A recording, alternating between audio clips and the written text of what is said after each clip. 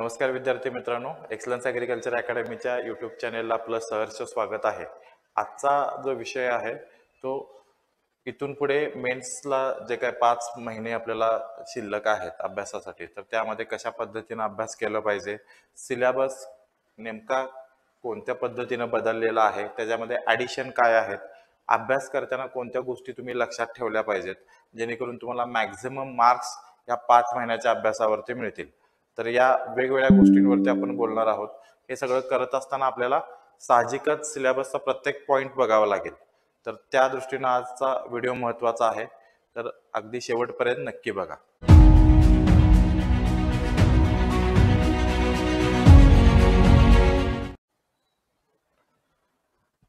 सिलेबसचा पहिला जो पार्ट आहे, पेपर 1 जो आहे, तो आता तुम्हाला लक्षात आला असेल की हा खूप डायनॅमिक झालेला आहे. म्हणजे जुना जो सिलेबस होता, हा आता पेपर 2 मध्ये गेलेला आहे आणि पेपर 1 मध्ये जवळजवळ पूर्णपणे नवीन सिलेबस इन्क्लूड केलेला आहे. त्यातला सगळ्यात महत्त्वाचा पहिला पार्ट जो आहे, तो आहे बेसिक ॲग्रिकल्चर, ज्याच्यासाठी 120 मार्क्स आहेत. म्हणजे जर आपण पर्सेंटेज वाईज जर विचार केला, तर 60% वेटेज या फक्त एकाच टॉपिकला आहे. ओके. आणि हा टॉपिक जो आहे बेसिक ॲग्रिकल्चर, हा स्टॅटिक आहे. हा करंट अफेअर्स रिलेटेड वगैरे नाही आहे. फक्त हा सिलेबस नवीन ऍड केलेला आहे. आपण त्या टॉपिक विषयी पण आपण चर्चा करूया. जर आपण बेसिक ॲग्रिकल्चर मधले सब पार्ट्स जर बघितले, ओके, तर जवळजवळ 5 सेक्शन आहेत. ओके. सो टोटल ह्याला 120 मार्क्स आहेत. तर आपण रफली एक असा अंदाज बांधू शकतो की प्रत्येक सेक्शन जो आहे हा 24 मार्काला येईल आणि 24 मार्कांसाठी तिथे 12 MCQ असते. ओके. आता हे असंच असेल का सर बदलणार नाही का? तर आता आपण प्रिलिम्स मध्ये सुद्धा अनुभव घेतलाय की आपण इमॅजिन नव्हतं केलं बुद्धिमत्ता चाचणी की 25% पर्यंत वेटेज जाईल, पण आपल्याला काहीतरी एक ठोकताळा धरून अभ्यास करावा लागतो, तरच आपला अभ्यास होऊ शकतो. ओके. तर हे एक आपण लॉजिक लावू शकतो की 5 ह्याच्यामध्ये टॉपिक्स आहेत, प्रत्येकाला इक्वल वेटेज दिलं तर 12 MCQज येणार आहेत. ओके. तर पहिला जो सिलेबसचा पार्ट आहे that is general agriculture. Okay. हा बऱ्यापैकी ॲग्रॉनॉमीशी रिलेटेड पार्ट आहे, जो आपण याच्या अगोदर सुद्धा डिग्रीला केलेला आहे किंवा MPSC चा जो आधीचा सिलेबस होता मुख्य परीक्षा, तर त्याच्यामध्ये सुद्धा हा झालेला आहे. तर त्याच्यामध्ये काही खूप नवीन गोष्टी नाही आहेत. ओके. नेक्स्ट येतोय ॲग्रिकल्चर इकॉनॉमिक्सशी रिलेटेड. आता हा जो पार्ट आहे, याच्यात जो सिलेबसमध्ये पार्ट दिलेला आहे, तुम्ही एकदा सिलेबस समोर ठेवून बघा. फूड सिक्युरिटी वगैरे असे इश्यूज आहेत. तर हा सिलेबस हा ऑलरेडी राज्यसेवेच्या मुख्य परीक्षेला, जिथं ॲग्रिकल्चर इकॉनॉमिक्स आहे, तर तिथं हा सिलेबस इन्क्लूड आहे.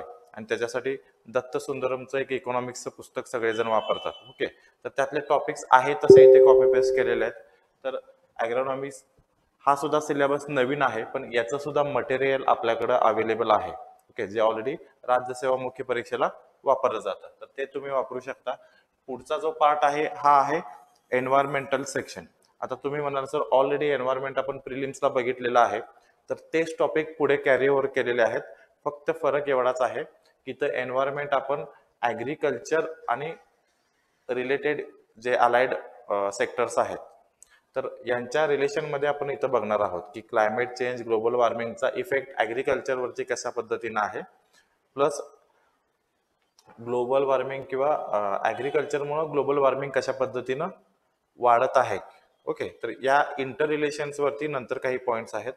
तर त्याच्यानंतर पुढचा जो टॉपिक येतो, तर हा ऍक्च्युली इथं एक्सटेन्शन लिहिलंय, तर तो रुरल इकॉनॉमीशी रिलेटेड आहे किंवा रुरल सोसायटीची. ओके.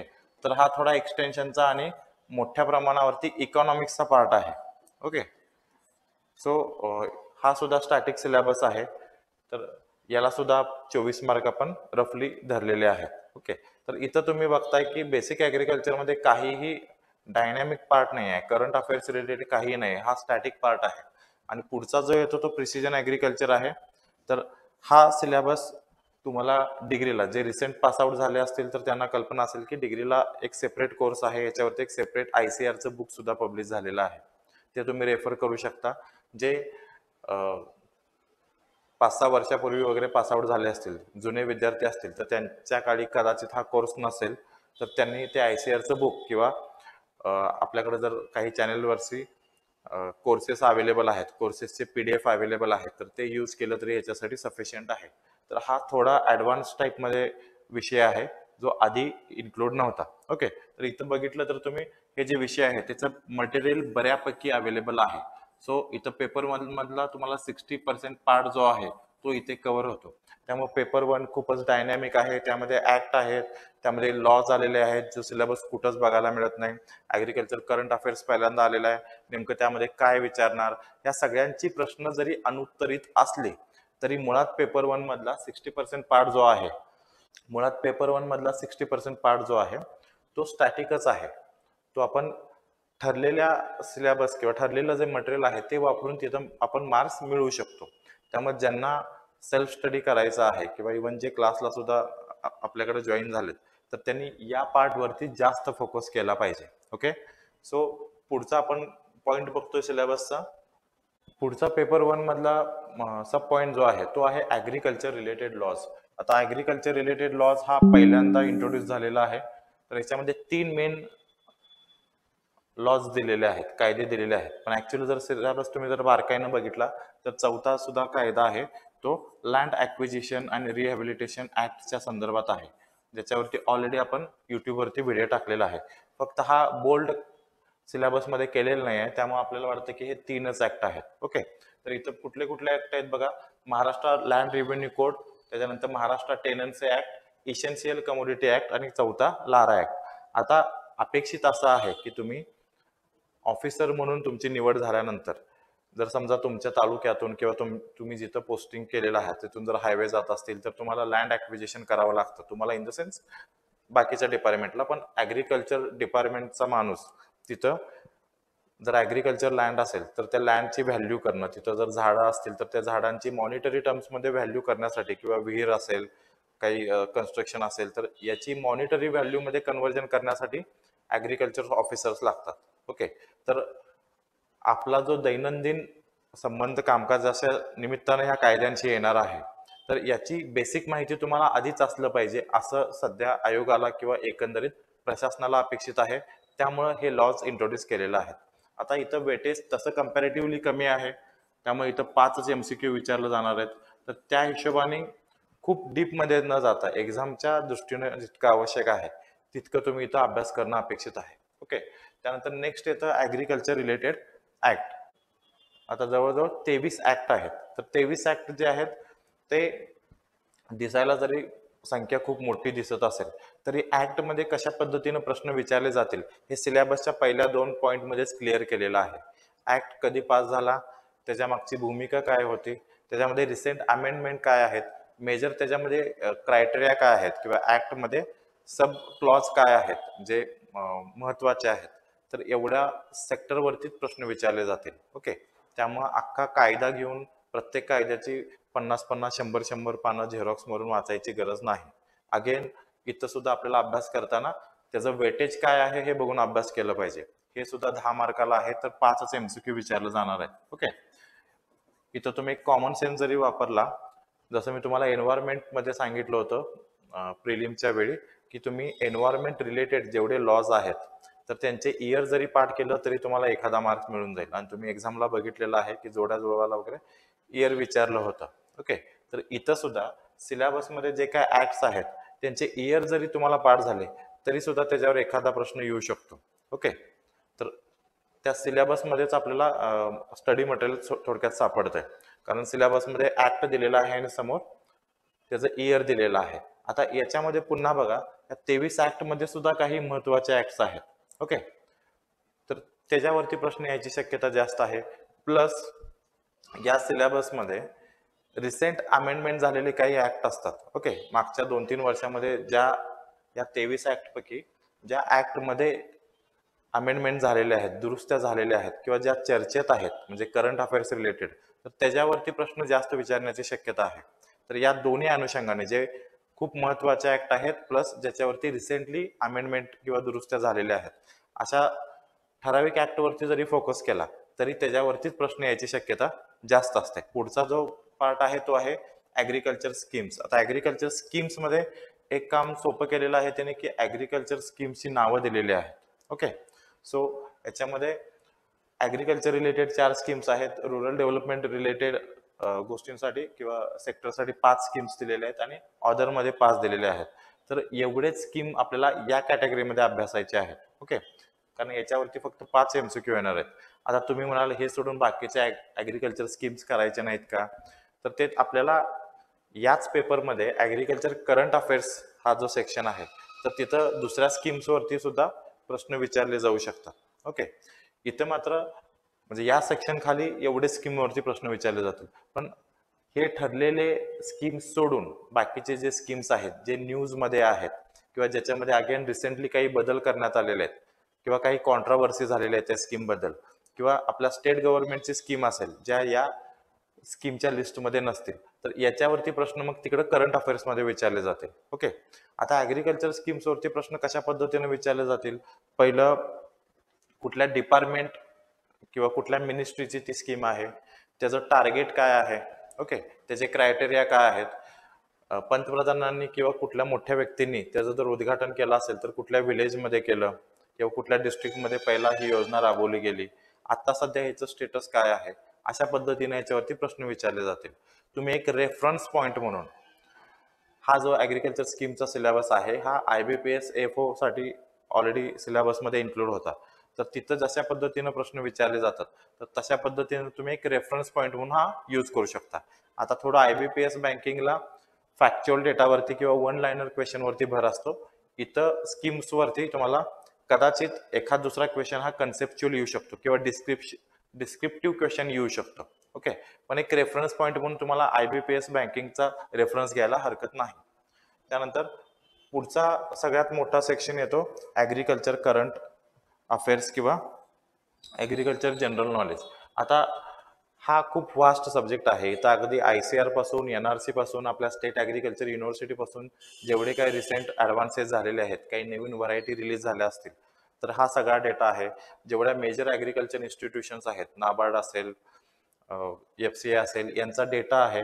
आपला ऍग्रिकल्चरचा सर्वे येतो तर त्याच्यातला डेटा आहे, इम्पोर्ट एक्सपोर्टचा डेटा आहे, प्रोडक्शनचा डेटा आहे, रिसेंट ट्रेंड काय आहे त्याचा डेटा आहे. तर या सगळ्यांवरती प्रश्न येऊ शकतो. ओके, तर याच्यावरती डेटा नेटवरती भरपूर अवेलेबल आहे, पण तुम्ही तो सर्च करून एकत्र करून अभ्यास करणं हे तितकं कॉस्ट बेनिफिट मध्ये बसणार नाही. म्हणजे क्लासमध्ये याच्यावरती तुम्हाला रेडीमेड पेपर 1 वरती ऑलमोस्ट सगळ्या टॉपिक वरती तुम्हाला रेडीमेड नोट्स दिल्या जातील. हेतू हा एकच आहे की आता राहिलेल्या पिरियड मध्ये म्हणजे 5 महिने आपल्याकडे आहेत आणि त्या 5 महिन्यामध्ये तुम्हाला पेपर 2 चाच एवढा मोठा सिलेबस आहे. ओके, त्याच्यामध्ये आणखीन काही ऍडिशनल सब्जेक्ट्स ऍड केले तर तोच तुम्हाला कव्हर होणार नाही आहे. आणि ऍट द सेम टाइम तुम्हाला मग पेपर 1 साठी एवढ्या डायनॅमिक सिलेबस साठी तुम्हाला जर स्वतःहून नेट सर्च करून किंवा काही रिपोर्ट्स वाचून जर डेटा गोळा करायला लागला तर तुम्हाला 5 महिन्यात अभ्यास होणार नाही. सो तुम्ही फुल्ली पेपर 1 साठी क्लास नोट्स वरती डिपेंड राहू शकता.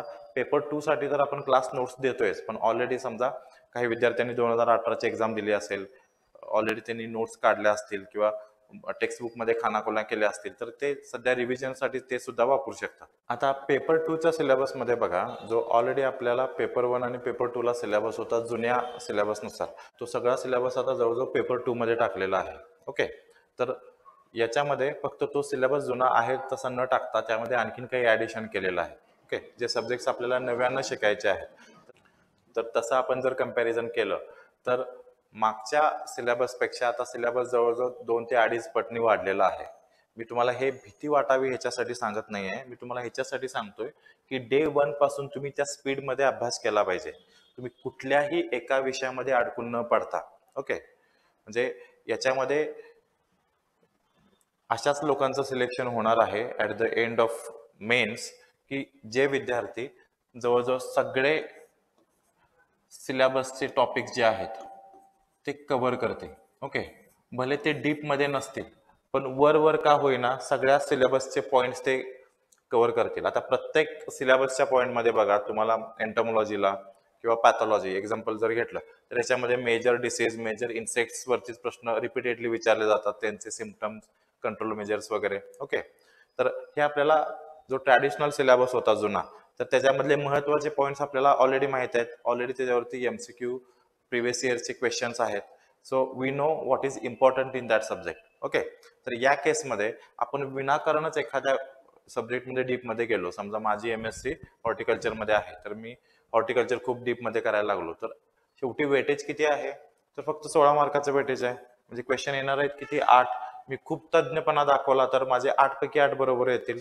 ज्याने ॲव्हरेज अभ्यास केलेला आहे, फक्त मेजर मेजर पॉईंट्स बघितले, त्याचे 2 चुकतील, तर 6 त्याचे बरोबर येतील. म्हणजे फक्त 2 मार्कांसाठी मी किती वेळ देणार आहे हे विचार करावा लागेल. कारण हा जो वेळ तुम्ही एक्स्ट्रा देणार आहात एखादा सब्जेक्ट डीपली स्टडी करण्यासाठी, हा ही वेळ जी आहे ती तुम्ही at the cost of other subject देणार आहात. कदाचित तेवढ्या वेळेमध्ये तुमचा आणखीन एक 16 मार्काचा सब्जेक्ट जो आहे तो वाचून झाला असता. त्यामुळे तुम्ही जर एखाद्या ठिकाणी आणला किंवा एखादा सब्जेक्ट अवघड वाटतोय म्हणून तिथं खूप काही एक्स्ट्रा वेळ तुम्ही घालत बसला, तर त्याचा प्रॉब्लेम असा होणार आहे की तुम्हाला ऑगस्ट मंथमध्ये किंवा सप्टेंबर मंथमध्ये लक्षात येईल की आपण आपला अजून निम्मा सिलेबस पण वाचून झालेला नाही आहे. ओके, सो सगळ्यात बेटर सिच्युएशन ही आहे की तुम्ही पहिल्यापासून प्रत्येक सब्जेक्टला जेवढं वेटेज आहे तेवढाच वेळ द्या. ओके, प्रत्येक सब्जेक्टमध्ये जे मेजर मेजर पॉईंट्स आहेत ते आधी कव्हर करा. हवं तर तुम्ही 5-6 महिन्यानंतर हा व्हिडिओ पुन्हा बघा. तुम्ही जर प्रत्येक विषयाचा इक्वली अभ्यास करत गेला, प्रत्येक विषयातले मेजर मेजर पॉईंट जरी कव्हर करत गेले, तरीही तुम्ही जे डीप अभ्यास करणार आहेत त्यांच्यापेक्षा मिनिमम 20 ते 30 मार्कांनी पुढे असणार आहात. ओके, हे कशावरून सांगतोय मी? तुम्ही जर प्रत्येक टॉपिक्स इक्वली कव्हर करत गेला तर तुमचा अख्खा सिलेबस कव्हर होईल. ओके, आणि याचा अर्थ असा नाही की एखाद्या विषयावरती खूप डीप मध्ये प्रश्न विचारले जाणार नाहीत, ते विचारले जातील आणि कदाचित आपल्याला सुटणार पण नाहीत. तर काय होणार आहे बघा, एखादा स्टुडंट जर खूप डीपमध्ये सब्जेक्ट्स वाचायला लागला तर त्याचं at the end of 4 month किंवा जे काय आपल्याकडे 4.5 महिने आहेत, तर एक्झामपर्यंत त्याचा पूर्ण सिलेबस वाचून होणार नाही आणि कदाचित काही मोठे मोठे टॉपिक्स काही जास्त वेटेजचे, ओके, तर ते राहू शकतात. फॉर एक्झाम्पल समजा 400 मार्क्सचा आपल्याला सिलेबस आहे, तर कदाचित त्याचं 100 मार्क किंवा त्याच्यापेक्षा जास्त मार्कचं वेटेज असणारा सिलेबस राहू शकतो. ओके, कारण आत्ता आपल्याला लक्षात नाही येणार की किती स्पीडने आपल्याला अभ्यास केला पाहिजे. आपण एखादा सब्जेक्ट आवडीचा आहे तर डीपमध्ये वाचत बसणार, तर याच्याने काय होणार आहे की जर तुमचं एवढ्या मार्काचं जर शेवटी शिल्लक राहिलं, तुमचा अभ्यास झाला नाही, तर या प्रश्नांमध्ये असे काही प्रश्न असतील ते जे खूप सोपे असतील, तुम्ही वन टाइम रीड केलं असतं तरी तुम्हाला सोडवता आलं असतं. त्यामुळे सगळ्यात आधी तुमची प्रिऑरिटी ही पाहिजे की तुमचा सगळा सिलेबस कव्हर झाला पाहिजे. ओके, म्हणजे तुम्ही 4-5 महिन्यानंतर पुन्हा बघा, मी मगाशी सांगितलं तुम्हाला की तुम्हाला हे शब्द लक्षात राहतील. जे सिलेबस सगळा वरवरचा जरी जे जे लोक कव्हर करतील त्यांना खूप मोठा ऍडव्हान्टेज आहे. दुसरी एक गोष्ट याच्यामध्ये तुम्हाला जाणवत असेल की आता जे क्वालिफाय झालेले आहेत, ओके, तर त्या क्वालिफाय झालेल्या स्टुडंट्समध्ये सगळ्यात जास्त क्वांटम कोणाचा असेल, संख्या कोणाची असेल, तर ते UPSC दिलेले किंवा MPSC राज्यसेवा दिलेले किंवा कंबाईन केलेले स्टुडंट्स आहेत.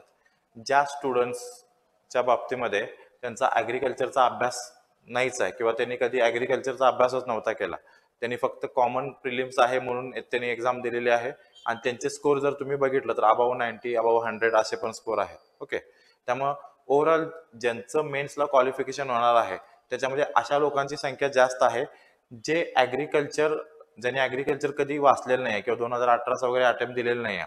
ओके, किंवा त्यांनी ॲग्रिकल्चर रिलेटेड बाकीच्या एक्झाम्स मग IBPS बँकिंग वगैरे असेल या कधी करत नव्हते, ते राज्यसेवाच करत होते. तर त्यामुळं याच्यातून काय मला सांगायचं आहे की आपल्या मुख्य परीक्षेला ॲग्री MPSCच्या कॉम्पिटिशन खूप कमी आहे. जेवढं प्रिलिम्सला कॉम्पिटिशन होतं त्याच्या कंपॅरिझन मध्ये काहीच कॉम्पिटिशन नाही आहे. त्यामुळं त्यामुळं तुम्ही जरी प्रत्येक सब्जेक्ट जस्ट कव्हर करत गेला तरी तुम्ही ॲडव्हान्टेजेस पोझिशनमध्ये असाल. कारण निम्मं पॉप्युलेशन तर असं आहे ते कदाचित पुढची राज्यसेवा आहे म्हणून देणार पण नाहीत. काही देत असतील तर ते सुद्धा सुपरफिशियलीच अभ्यास करणार आहेत, कारण त्यांचा आधी काय बॅकग्राऊंड होतं, त्यांना सुद्धा 5च महिने आहेत आणि अगदी सुरुवातीपासून अभ्यास करायचा आहे. त्यामुळं ज्यांचा आधी ॲग्रिकल्चरचा अभ्यास थोडाफार झालेला आहे किंवा जे 2018ला होतं, तर त्यांनी एक स्ट्रॅटेजी अशी बनवा की जेवढा नवीन सिलेबस आहे तो आधी मी वरचा तरी कंप्लीट केला पाहिजे. ओके, म्हणजे हे आत्ताच सांगतोय तुम्हाला कारण हे पुन्हा ही सिच्युएशन बऱ्याच लोकांच्या बाबतीत येणार आहे. जसं मी प्रिलिम्सला सुद्धा सांगितलं होतं की ऍड येणार आहे, हे कन्फर्म दिसतंय, सीट्स आलेले आहेत हे तुम्हाला माहित आहे. त्यामुळे आता नोटिफिकेशन यायची वाट बघू नका. तरीही निम्म पॉप्युलेशन असं होतं की जे 18 फेब्रुवारीला नोटिफिकेशन आल्यानंतरच जागा झालं. ओके, तर त्यांना त्याचा तोटा झालेला आहे. कदाचित त्यांनी 1-1.5 महिना आधी प्रिपरेशन चालू केलं असतं तर कदाचित आणखीन स्कोर वाढला असतं. खूप कम्फर्टेबली ते मेन्सला असते. तर अशी चूक आता पुन्हा नका करू. या मेन्समध्ये तुम्हाला एक लक्षात ठेवायचं आहे की मॅक्झिमम सिलेबस कव्हर करणे. मी वारंवार तेच रिपीट करतोय कारण हे कुणी तुम्हाला सांगत नाही आहे. ओके, ऑगस्ट सप्टेंबर महिन्यामध्ये अशी सिच्युएशन होणार आहे हे मी म्हणजे हा व्हिडिओ करतोय मी आता तुम्हाला सांगतोय. तुम्हाला 2-3 महिन्यानंतर हे पुन्हा जाणवेल की असे बरेचसे स्टुडंट्स असतील की त्यांचा निम्मा सिलेबस सुद्धा झालेला नसणार आहे आणि समोर फक्त 1 महिना शिल्लक असणार आहे. त्यामुळं हे डोक्यात पक्क बसवा की सिलेबस कंप्लीट करणं ही तुमची प्रायोरिटी पाहिजे. दुसरी प्रायोरिटी, ज्या त्या सिलेबसला जेवढं वेटेज आहे त्याला तेवढंच महत्त्व द्या. म्हणजे आपल्याला ह्युमन नेचर आहे, जो सिलेबस नव्यानं ऍड केलेला आहे की किंवा ज्याच्यात नाविन्य आहे त्याच्याबद्दल आपल्याला जास्त क्युरिओसिटी असते. पण एक क्युरिओसिटी तुमचा वेळ खाणार नाही याच्याकडे तुम्ही लक्ष दिलं पाहिजे. ओके, सो आपण आपल्या मूळ सिलेबसच्या अनालिसिस या विषयाकडे वळूया. पेपर 2 चा जो सिलेबस आहे त्याच्यामध्ये पहिला मेजर सेक्शन आहे तो ऍग्रिकल्चर. ओके, आता ऍग्रिकल्चर मध्ये बघा 8 विषय टोटल घेतलेले आहेत, जे विषय आधी सुद्धा आपल्या एक्झामला होते जुन्या सिलेबस प्रमाणे. तर इथं त्यांनी एकत्रित मार्क 128 दिलेले आहेत. त्यामुळे आता प्रत्येक सिलेबसला किती मार्क्स असतील हे सुद्धा आपल्याला अंदाजानं बांधावं लागेल. तर 8 सिलेबस असतील तर 16 मार्क्स तुम्ही प्रत्येक सब्जेक्टला धरू शकता. आता हे 16 असणार आहे याला एक आणखीन लॉजिक मी असं देतोय की जेवढे काही नवीन सब्जेक्ट्स ऍड केलेले आहेत जसं ऍग्रिकल्चर इंजिनिअरिंग, हॉर्टिकल्चर, फूडटेक, या प्रत्येक सब्जेक्ट्सला त्यांनी फक्त 16 मार्क्स ठेवलेले आहेत. त्यामुळे इथंही त्या लॉजिकनं 16 मार्क्स असायला हरकत नाही. अगेन मी सांगतोय की आपण काय ब्रह्मदेव नाही, आपण एक लॉजिक पकडून चालतो आणि त्या लॉजिकला धरून जर तुम्ही अभ्यास केला तर यशस्वी व्हायचे चान्सेस वाढतात. त्यामुळे इथं हे लॉजिक तुम्ही पकडून चालू शकता की 16 मार्क्सला प्रत्येक सब्जेक्ट आहे, 8 एमसीक्यू त्याच्यावरती येतील. तर त्याच्या हिशोबाने पुन्हा किती वेटेज द्यायचं, किती वेळ द्यायचा प्रत्येक विषयाला हे तुम्ही ठरवलं पाहिजे. ओके, सो हा सिलेबस जुनाच आहे. एखाद दुसरा सिलेबसचा पॉईंट याच्यामध्ये ऍड केलेला आहे. जसं ॲग्रोनॉमीमध्ये ऑर्गॅनिक फार्मिंग ऍड केलंय. त्यानंतर सॉइल सायन्समध्ये इतकं काही ऍड नाही आहे. जीआयएसचा एक पोर्शन ऍड केलाय प्रॉब्लेमॅटिक सॉइल्सवरती किंवा बायो रेमिडिएशन ऑफ सॉइल असा एक पॉईंट आहे. त्यानंतर अॅनिमल हजबंडरीमध्ये सुद्धा काही किरकोळ पॉईंट्स ऍड आहेत. पण इन जनरल जवळजवळ 80% सिलेबस तोच आहे. ओके, त्यामुळे तुम्ही जर जुने काही तुमचे स्टडी मटेरियल असतील, वाचलं असतील, नोट्स काढल्या असतील तर ते इथं उपयोगी पडणार आहेत. सगळंच काही फेकून नवीन सुरुवात करू नका कारण तेवढा वेळ नाही. ओके, नेक्स्ट सिलेबसचा पॉईंट आहे ऍग्रिकल्चर इंजिनिअरिंग. आता ऍग्रिकल्चर इंजिनिअरिंग आपल्याला जुन्या सिलेबसमध्ये 80 मार्क्सला होता. ओके, आणि त्याच्यामध्ये कन्व्हेन्शनल एनर्जी आणि इलेक्ट्रिकल इंजिनिअरिंग हा टॉपिक सोडून बाकीचे सब्जेक्ट्स होते. आता बघा 80 मार्काचं त्यांनी 16 मार्क्स केलेलं आहे, म्हणजे 5 पटीनं वेटेज कमी केलेलं आहे आणि सिलेबसचा एक पॉईंट वाढवलेला आहे, अनकन्व्हेन्शनल एनर्जी आणि इलेक्ट्रिकल इंजिनिअरिंग. ओके, तर त्यामुळं याला सुद्धा तुम्ही त्या वेटेज प्रमाणच वेळ दिला पाहिजे. ओके, तर हा सगळ्यांनाच नवीन असणार आहे. हा जो सिलेबसचा पॉईंट आहे तो जुन्या सिलेबसमध्ये जे ऍग्रिकल्चर स्टुडंटना सेपरेट पेपर 2 होता. ओके, ऍग्रिकल्चर इंजिनिअरिंगचा, तर त्या ऍग्रिकल्चर इंजिनिअरिंग मध्ये हा सिलेबस होता जो आता आपल्याला सगळ्यांना कंपल्सरी असणार आहे. त्यानंतर येतो हॉर्टिकल्चर.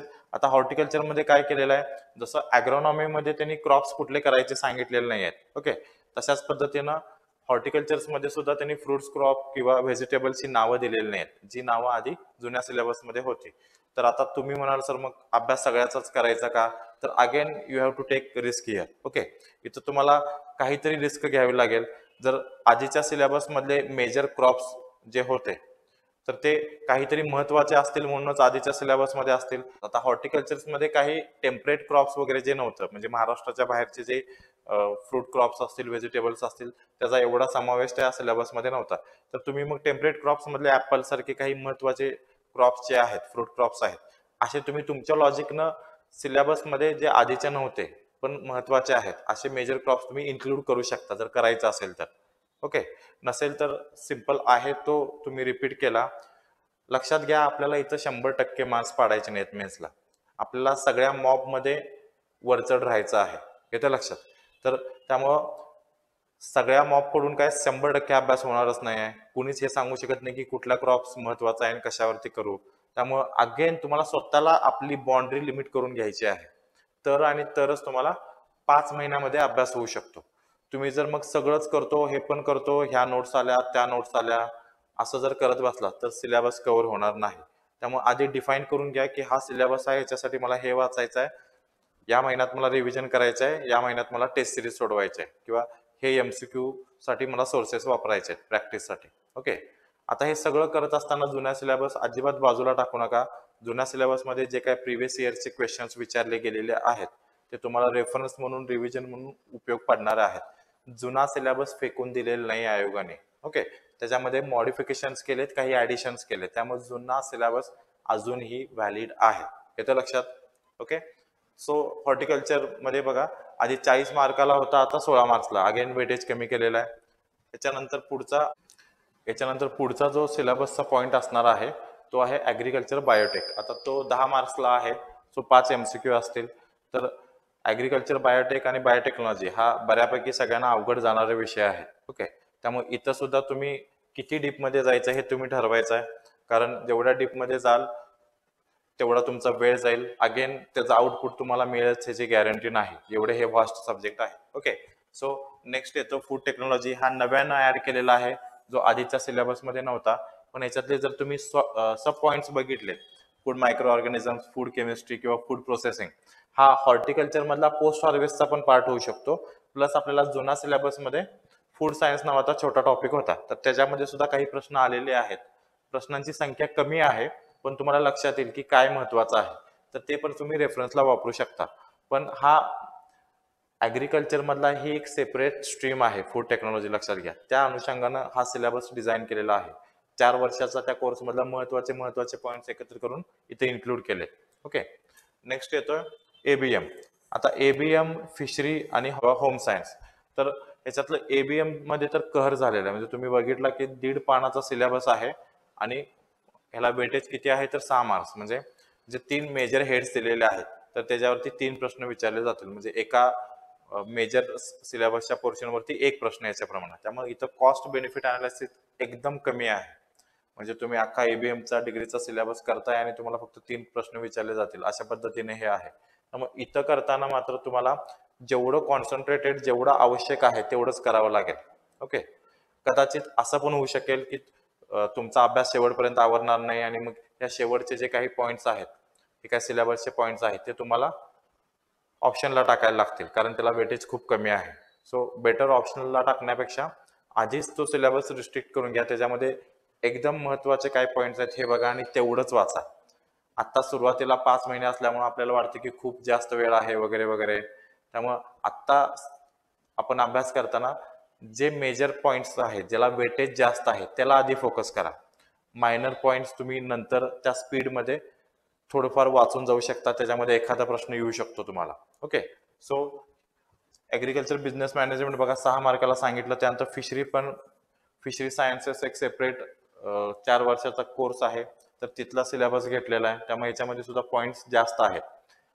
जुन्या प्रिलिम्स मध्ये एमपीएससीच्या ऍग्रिकल्चर हा सुद्धा सब्जेक्ट होता, 25% वेटेज होता त्याला. तर त्याच्यामध्ये फिशरीवरती क्वेश्चन विचारले जायचे. ते मोस्टली ठरलेले क्वेश्चन असायचे, ज्याच्यासाठी आपण रंजन कोळंबे सरांचं कृषी वरचं जे पुस्तक आहे मराठीमध्ये, तर ते वापरायचो. ठराविक प्रश्न होते, मासांच्या जाती, ते कुठल्या लेयर्स मध्ये आढळतात, त्यांचं खाद्य काय आहे वगैरे, असे टिपिकल प्रश्न असायचे. इथं थोडं आपण डीप मध्ये जातोय, कारण मग प्रोसेसिंग वगैरे त्याच्यामध्ये विचारलेलं आहे. ओके. त्यानंतर लास्ट पार्ट आहे होम सायन्स. तर आता होम सायन्स मध्ये फूड सायन्स, न्यूट्रिशन हा फूड सायन्सचा पार्ट होता, तो इकडे रिपीट केलाय. नवीन काय आहे, रिसोर्स मॅनेजमेंट, टेक्सटाईल आणि वुमन्स रोल इन ऍग्रिकल्चर. या दोन्ही सेक्शनला 4-4 मार्क्स आहेत. म्हणजे फक्त होम सायन्स वरती 2 क्वेश्चन विचारले जातील आणि फिशरीवरती फक्त 2 क्वेश्चन विचारले जातील. ओके. त्यामुळे सिलेबस खूप जास्त आहे. तुम्हाला आधीपासून तुमचं मेंटल प्रिपेअरनेस करावं लागेल की मी एवढाच वेळ देणार आहे एखाद्या विषयाला. म्हणजे इथं इमोशनल होऊन एखाद्या विषयामध्ये आवडतोय म्हणून, किंवा हे मला करायचंच आहे, किंवा इगो प्रॉब्लेम मला कसं समजत नाही, असं नका करू. तुमची प्रिऑरिटी मॅक्झिमम सिलेबस कव्हर करणं हीच राहील.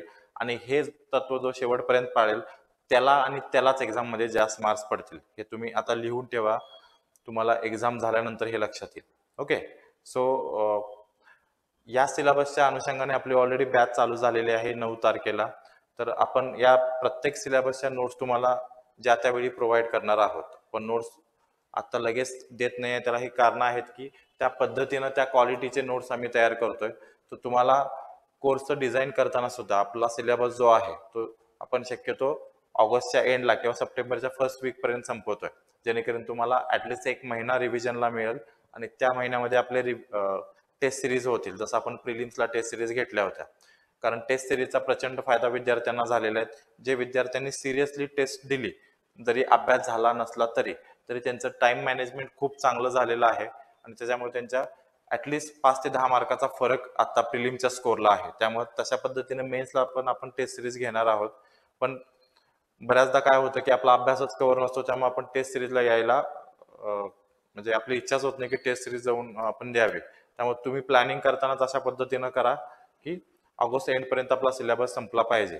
आपण सुद्धा आता 2-2 तास लेक्चर घेतोय, पण पुढच्या काही 5-10 दिवसानंतर आपण ते लेक्चर्स 4 तासापर्यंत नेणार आहोत, जेणेकरून तुमचा सिलेबस वेळेत पूर्ण होईल. ओके, सो सगळ्यांना मी बेस्ट ऑफ लक देतो.